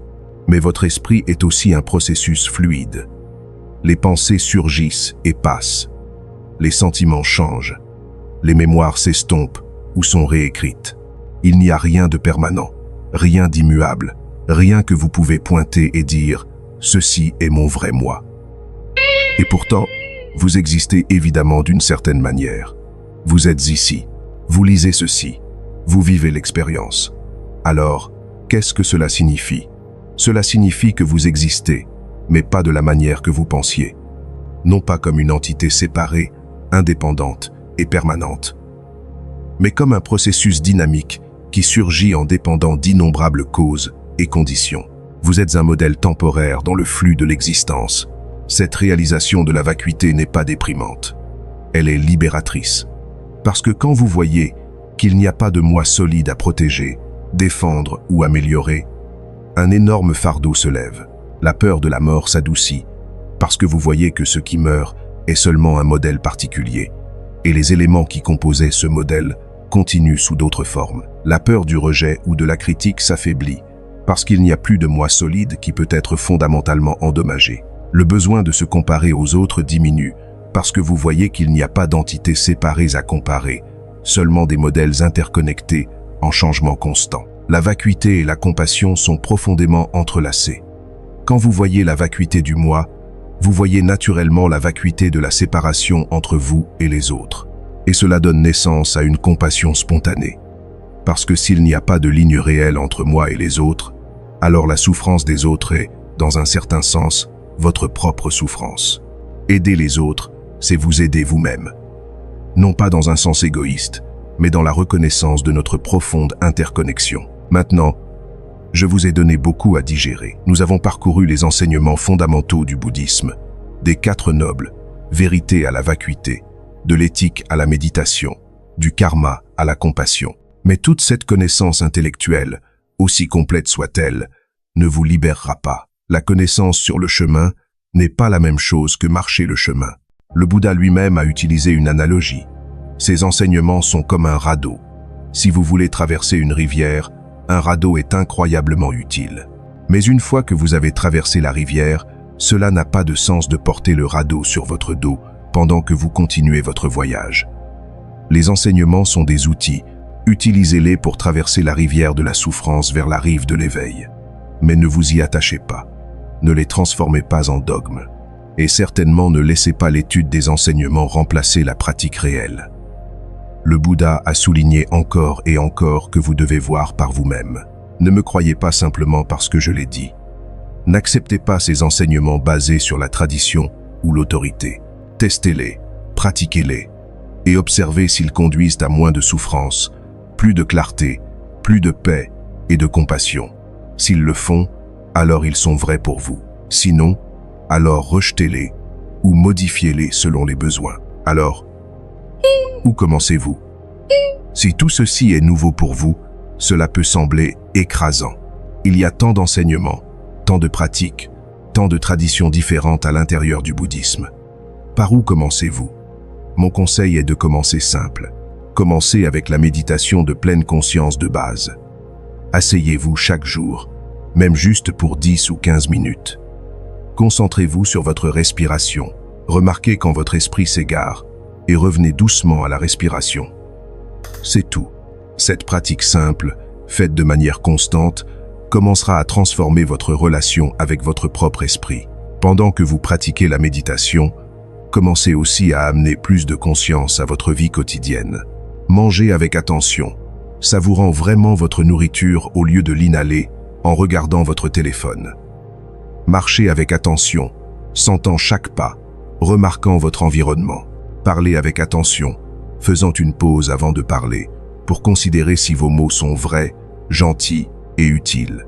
Ces changements peuvent sembler petits, mais leur effet cumulatif est profond. Graduellement, vous développerez plus de stabilité dans votre pratique de méditation. Votre concentration s'améliorera. Vous commencerez à voir des schémas dans votre esprit que vous n'aviez pas remarqués auparavant. À ce point, il pourrait être utile de chercher plus d'instructions, assister à une retraite de méditation, trouver un maître ou un sangha, approfondir votre étude des enseignements. Mais rappelez-vous toujours que l'objectif n'est pas d'accumuler de la connaissance ou d'avoir des expériences spéciales. L'objectif est de s'éveiller, de vous libérer de la souffrance, de vivre avec sagesse, éthique et compassion. Tout le reste est secondaire. Et cet éveil n'est pas quelque chose qui se produit dans un futur distant, après des décennies de pratiques parfaites. Il peut se produire à tout moment. Il peut se produire maintenant, parce que l'éveil ne concerne pas atteindre un état spécial. C'est survoir clairement ce qui a toujours été vrai, que tout est impermanent, que l'attachement cause la souffrance, qu'il n'y a pas de moi séparé et solide. Ces vérités sont disponibles pour vous en ce moment, même si vous regardez simplement, non pas à travers le filtre de vos concepts et croyances, mais directement dans votre expérience vivante. La bonne nouvelle est que vous n'avez pas besoin d'être parfait pour commencer ce chemin. Vous n'avez pas besoin d'avoir votre vie complètement en ordre. Vous n'avez pas besoin d'être spécialement intelligent ou spirituellement doué. Tout ce dont vous avez besoin est la volonté de regarder honnêtement votre expérience et l'engagement de pratiquer de manière constante. Le reste se déploiera naturellement. Et rappelez-vous, c'est un voyage pour toute la vie. Il y aura des hauts et des bas. Il y aura des jours où votre pratique se sentira claire et lumineuse, et des jours où elle se sentira sèche et sans sens. Il y aura des moments d'insight profond, et de longues périodes de stagnation apparente. Tout cela est normal. Tout cela fait partie du chemin. La clé est la persistance douce. Continuez à vous présenter, continuez à pratiquer, continuez à cultiver la pleine conscience, la compassion et la sagesse. Et avec le temps, peut être si graduellement que vous le remarquez à peine, vous découvrirez que vous changez, que vous souffrez moins, que vous réagissez avec moins d'automaticité, qu'il y a plus d'espace dans votre expérience, que votre cœur est plus ouvert, que votre esprit est plus clair. Et un jour, peut-être, vous verrez si clairement la nature de la réalité que la souffrance fondamentale, cette insatisfaction qui a coloré toute votre vie, se dissout simplement, non pas parce que vous avez acquis quelque chose de nouveau, mais parce que vous avez finalement lâché ce qui n'a jamais été réel pour commencer. C'est mon souhait sincère pour vous. Que vous trouviez le chemin qui mène au-delà de la souffrance, que vous vous éveilliez à votre vraie nature, que vous viviez avec sagesse, amour et liberté. Le chemin est devant vous, le premier pas attend.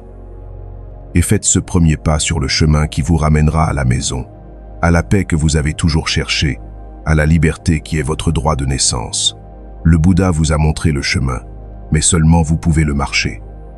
Que votre voyage soit rempli de grâce, que vous trouviez la joie dans la pratique. Vous pouvez le marcher, et que tous les êtres, partout, soient heureux, en bonne santé et libres de la souffrance. Jusqu'à notre prochaine rencontre, que la paix demeure dans votre cœur. Avant de nous séparer, je veux partager avec vous une pratique finale, une méditation guidée que vous pouvez faire maintenant même, où que vous soyez. Cette pratique synthétise beaucoup des enseignements que nous avons explorés et peut vous donner une expérience directe de la paix qui est toujours disponible. Trouvez une posture confortable, Vous pouvez être assis ou allongé. Ce qui est important est que vous soyez alerte mais détendu. Fermez doucement vos yeux ou gardez-les semi-ouverts, avec un regard doux vers le bas. Commencez en amenant votre attention à votre respiration. N'essayez pas de la contrôler ou de la changer. Observez simplement comment elle est. Sentez l'air entrant par votre nez. Sentez votre poitrine ou votre abdomen se dilater. Sentez l'air sortant. Remarquez la petite pause entre l'inhalation et l'exhalation. Restez avec la respiration pendant quelques moments. Chaque fois que vous remarquez que votre esprit s'est éloigné, ce qui arrivera, reconnaissez-le simplement avec bonté et revenez à la respiration. Il n'y a pas d'échec à se distraire. La pratique EST de remarquer que vous vous êtes distrait et de revenir. Maintenant, étendez votre conscience pour inclure tout votre corps. Sentez les sensations présentes. Peut être île de la tension quelque part. Peut être île du confort. Peut être île des démangeaisons ou de la chaleur ou du froid. Remarquez simplement ce qui est présent sans jugement. Les sensations sont simplement des sensations. Elles ne sont ni bonnes ni mauvaises. Elles sont simplement. Si vous remarquez de la tension, n'essayez pas de la forcer à disparaître. Respirez simplement consciemment vers cette zone. Imaginez votre respiration comme une vague douce qui masse et adoucit la tension. Maintenant, amenez votre attention aux sons qui vous entourent. Ne cherchez pas activement des sons. Laissez-les simplement venir à vous. Peut être entendez-vous du trafic. Peut être des voix. Peut être le bourdonnement d'un réfrigérateur ou le chant des oiseaux. Remarquez comment les sons surgissent du silence, existent pour un moment et puis se dissolvent de retour dans le silence. Les sons ne sont pas des interruptions à votre méditation. Ils font partie de la méditation. Ils font partie de l'expérience présente que vous observez avec pleine conscience. Maintenant, amenez votre conscience à votre état mental. Comment est votre esprit en ce moment?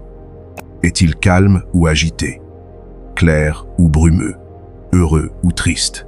N'essayez pas de changer ce que vous trouvez. Observez-le simplement avec curiosité et compassion. C'est comme regarder la météo. Parfois le ciel est clair. Parfois il y a des nuages. Parfois il y a une tempête. Mais le ciel lui-même n'est pas affecté par la météo qui passe à travers lui. Votre conscience est comme ce ciel. Les pensées et émotions sont comme la météo. Elles changent constamment. Mais la conscience elle-même reste vaste, ouverte, intacte. Reposez-vous dans cette conscience spacieuse pour un moment. Vous n'essayez pas d'accomplir quoi que ce soit de spécial. Vous êtes simplement conscient, simplement présent. Maintenant, depuis ce lieu de présence tranquille, cultivez un sentiment de bonté envers vous-même. Vous pouvez dire silencieusement « que je sois en paix, que je sois heureux, que je sois libre de la souffrance ». Sentez ces mots non seulement comme des concepts, mais comme des souhaits authentiques pour votre propre bien, être. Et maintenant, étendez ce cercle de bonté. Pensez à quelqu'un que vous aimez, visualisez son visage et offrez-leur les mêmes souhaits. Que tu sois en paix, que tu sois heureux, que tu sois libre de la souffrance. Étendez encore plus. Pensez à une personne neutre, quelqu'un que vous ne connaissez pas bien, mais que vous avez vu. Maintenant, si vous pouvez, pensez à une personne avec qui vous avez des difficultés et reconnaissez que eux aussi, comme vous, veulent seulement être heureux. Eux aussi sont piégés dans la souffrance. Offrez leur bonté si vous pouvez. Que tu sois en paix, que tu sois libre de la souffrance. Et finalement, étendez le champ de bienveillance aimante pour inclure tous les êtres partout, tous les humains, tous les animaux, tous les êtres dans tous les royaumes. Que tous les êtres soient en paix, que tous les êtres soient heureux, que tous les êtres soient libres de la souffrance. Reposez-vous dans ce sentiment expansif de bonté universelle. Sentez comment, dans votre cœur, il n'y a pas de séparation réelle entre vous et les autres êtres. Nous sommes tous connectés dans ce vaste réseau d'existence. Nous partageons tous le désir fondamental d'être heureux et d'éviter la souffrance. Et maintenant, doucement commencez à ramener votre conscience. Bougez doucement vos doigts et vos orteils. Prenez une respiration plus profonde. Et quand vous êtes prêt, ouvrez vos yeux. Prenez un moment pour remarquer comment vous vous sentez. Y a-t-il plus de calme qu'avant? Plus de clarté? Plus de chaleur dans votre cœur? Ces changements, bien qu'ils puissent sembler subtils maintenant, s'approfondissent et s'étendent avec la pratique régulière. Cette méditation que vous venez de vivre est quelque chose que vous pouvez faire à tout moment. Le matin, quand vous vous réveillez, le soir avant de dormir, durant une pause au travail, quand vous vous sentez submergé ou stressé.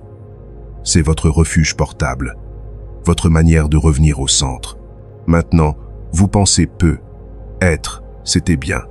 Mais ma vraie vie est compliquée. J'ai de vrais problèmes.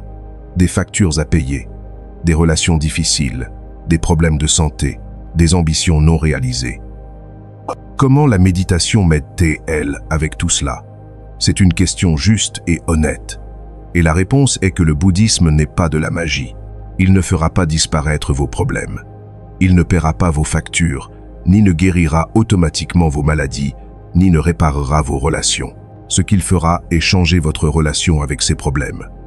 Et cela, il s'avère, change tout. Quand vous méditez régulièrement, quand vous cultivez la pleine conscience et la compassion, quand vous commencez à voir l'impermanence et le non-soi, quelque chose de fondamental change dans comment vous vivez la vie. Les problèmes restent des problèmes, mais ils ne vous consument plus de la même manière. Il y a de l'espace autour d'eux, il y a de la perspective. Vous pouvez répondre aux défis avec plus de clarté et moins de réactivité émotionnelle. Vous prenez de meilleures décisions parce que vous n'opérez pas depuis la panique ou le désir ardent désespéré. Vous êtes plus résilient. Les revers vous affectent, mais vous récupérez plus vite. Vos relations s'améliorent parce que vous êtes moins sur la défensive, plus présent, plus capable d'écouter vraiment. Votre santé peut s'améliorer parce que le stress chronique diminue, et le stress est un facteur dans beaucoup de maladies. Et peut être plus important, vous trouvez une source de paix et de satisfaction qui ne dépend pas que les circonstances externes soient parfaites. Vous n'avez plus besoin que tout aille à votre façon pour être bien. Vous pouvez être bien même au milieu de l'imperfection et du défi de la vie. Ce n'est pas de l'insensibilité ou de l'indifférence, c'est de la sagesse. C'est comprendre que la vie est inhéremment incertaine et imparfaite. Et au lieu de résister à cela, vous apprenez à danser avec. Vous apprenez à couler avec les changements au lieu de vous accrocher rigidement à comment vous pensez que les choses devraient être. Et il y a quelque chose d'autre qui se produit avec la pratique bouddhiste constante. Vous commencez à remarquer des synchronicités. Vous commencez à voir comment l'univers a sa propre sagesse qui est souvent plus profonde que vos plans et désirs. Cette porte qui s'est fermée et qui semblait être un désastre à ce moment-là, plus tard vous voyez qu'elle vous a sauvé d'un chemin qui n'était pas bon pour vous. Cette rencontre apparemment aléatoire avec quelqu'un s'est avérée être exactement la connexion dont vous aviez besoin. Ce ne sont pas nécessairement des phénomènes mystiques. Ce sont simplement le résultat d'être plus présent et attentif. Quand vous êtes plus éveillé, vous voyez naturellement plus. Vous remarquez plus. Et vous pouvez répondre avec plus d'habileté aux opportunités et défis qui ont toujours été là, mais que vous ne pouviez pas percevoir auparavant. Maintenant, avant de terminer complètement, je veux aborder une dernière question que beaucoup de gens ont. Est-il possible d'être bouddhiste et aussi pratiquer une autre religion? Le bouddhisme est-il compatible avec le christianisme, le judaïsme, l'islam ou toute autre tradition spirituelle? C'est une question complexe, et la réponse dépend partiellement de à quel point vous êtes orthodoxe dans les deux traditions. Il y a certainement des bouddhistes qui s'identifient aussi comme chrétiens, juifs ou d'autres traditions. Ils voient le bouddhisme plus comme une psychologie pratique et un ensemble de pratiques de méditation qui peuvent compléter leur foi religieuse existante. Pratiquer la pleine conscience ne contredit pas nécessairement croire en Dieu. Cultiver la compassion est compatible avec pratiquement tout système éthique. Travailler avec votre esprit à travers la méditation peut approfondir votre pratique de prière ou de contemplation dans n'importe quelle tradition. Cependant, il y a certains enseignements bouddhistes qui peuvent entrer en conflit avec certains dogmes religieux. L'enseignement bouddhiste du non-soi, par exemple, défie la notion d'une âme immortelle que beaucoup de religions maintiennent. L'enseignement bouddhiste qu'il n'y a pas de créateur divin est évidemment problématique pour les religions théistes. Alors, que faites-vous? si vous vous sentez attiré à la fois par le bouddhisme et par une autre tradition. Mon conseil est d'être honnête sur où sont les tensions et de ne pas essayer de forcer une synthèse qui ne fonctionne pas. Mais reconnaissez aussi qu'il y a beaucoup de sagesse commune entre les traditions. Pratiquement toutes les grandes traditions spirituelles enseignent l'amour, la compassion, l'honnêteté, l'humilité. Toutes reconnaissent que l'égoïsme et l'attachement causent la souffrance. Toutes invitent à une forme de transformation intérieure. Alors, bien que les cadres conceptuels et les pratiques spécifiques diffèrent, il est aussi parfaitement valide de prendre ce que vous trouvez utile du bouddhisme sans nécessairement l'adopter comme votre seule identité spirituelle. Si la méditation de pleine conscience vous aide, pratiquez-la. Si les enseignements sur la compassion résonnent, incorporez-les. Vous n'avez pas besoin de vous convertir officiellement, ni d'adopter tout le package. Le Bouddha lui-même a dit que ses enseignements étaient comme un radeau pour traverser la rivière, pas un dogme à adorer. Utilisez ce qui fonctionne, laissez le reste. Et maintenant, nous arrivons vraiment à la fin de notre temps ensemble. Nous avons parcouru un long chemin, depuis les racines historiques du bouddhisme jusqu'à ses enseignements les plus profonds, depuis les pratiques de base de méditation jusqu'aux applications dans la vie quotidienne, depuis l'éthique jusqu'à la compassion, jusqu'à la vacuité. Mais rappelez-vous, tout ceci n'a été que des mots. Vonkin Blues, Vonkin Blues, Vonkin Blues. Des concepts, des cartes du territoire. Le territoire réel est votre propre expérience directe. C'est ce que vous découvrez quand vous pratiquez vraiment, quand vous vous asseyez en méditation jour après jour, quand vous travaillez avec votre esprit au milieu des défis de la vie, quand vous cultivez la bonté, même quand c'est difficile. C'est le vrai dharma, c'est le vrai chemin. Les bouddhistes disent qu'il y a 3 niveaux de sagesse. La sagesse qui vient d'écouter ou de lire sur les enseignements. La sagesse qui vient de réfléchir profondément sur eux. Et la sagesse qui vient de les expérimenter directement dans votre propre vie. Aujourd'hui, je vous ai offert le premier type. Mais seulement vous pouvez développer le 2e et le 3e. Alors je vous invite, je vous défie, je vous encourage. Prenez ces enseignements et rendez-les vivants dans votre expérience. Ne les transformez pas en un autre ensemble d'idées intéressantes que vous stockez dans votre cerveau. Utilisez-les, pratiquez-les, testez-les contre votre propre expérience. Voyez s'ils conduisent à moins de souffrance, plus de clarté, plus de paix. Et s'ils le font, alors, ils sont vrais. Non pas parce que je le dis, non pas parce que le Bouddha l'a dit il y a 2500 ans, mais parce que vous l'avez vu par vous-même. Ah, et cette vérité autodécouverte a un pouvoir qu'aucune quantité de connaissances de seconde main ne peut égaler. C'est la différence entre lire sur comment une orange goûte et vraiment mordre dans une. C'est la différence entre étudier des cartes d'un pays étranger et vraiment y voyager. C'est la différence entre croire que la liberté est possible et réellement la goûter. Ce goût direct de la liberté, même pour un moment, vous changera. Il vous montrera qu'il y a une autre manière de vivre, que vous n'avez pas à être piégé dans les schémas de souffrance que vous avez portés si longtemps, que l'éveil n'est pas juste un concept mystique pour les saints et les moines, mais une possibilité réelle pour vous, ici et maintenant. Et quand vous goûtez cette liberté, vous en voudrez plus, non pas d'une manière avide ou attachée, mais de la même manière que vous vous déplacez naturellement vers la lumière quand vous avez été dans l'obscurité. C'est simplement l'intelligence naturelle de votre être reconnaissant ce qui est vrai, ce qui est réel, ce qui conduit à l'épanouissement authentique. Cette impulsion vers l'éveil est déjà en vous. Je n'ai pas à vous convaincre de le chercher. Vous le cherchez déjà. C'est pourquoi vous êtes ici, écoutant ceci. C'est pourquoi quelque chose en vous a résonné quand vous avez entendu parler de ces enseignements. Ce quelque chose est votre nature de Bouddha, votre potentiel inné pour l'éveil, se reconnaissant lui-même. Mon rôle aujourd'hui a été simplement de pointer dans la direction de ce qui est déjà en vous, de vous rappeler ce qu'à un certain niveau vous savez déjà, de vous inviter de retour à la maison. Le reste dépend de vous. Et je fais confiance que si ces enseignements sont appropriés pour vous en ce moment de votre vie, vous trouverez votre chemin. L'univers a une manière de soutenir ceux qui sont sincèrement engagés à l'éveil. Des maîtres apparaîtront, des sanghas apparaîtront, des livres et enseignements apparaîtront juste quand vous en avez besoin. Et les défis qui semblaient être des obstacles se révéleront être des opportunités parfaites pour pratiquer. Faites confiance au processus.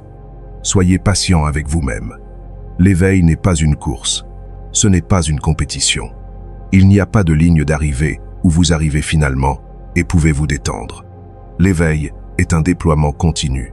Il y a toujours des couches plus profondes de compréhension. Il y a toujours des manières plus subtiles de lâcher prise. Et ce n'est pas frustrant. C'est beau. Cela signifie que le chemin ne devient jamais ennuyeux. Il y a toujours plus à découvrir, plus à explorer dans les vastes paysages de la conscience. Et avec chaque découverte, avec chaque lâcher-prise, vous devenez plus libre, plus léger, plus en paix. Parce que le vrai moi, votre nature de Bouddha, n'est pas une petite chose limitée et craintive qui doit être protégée.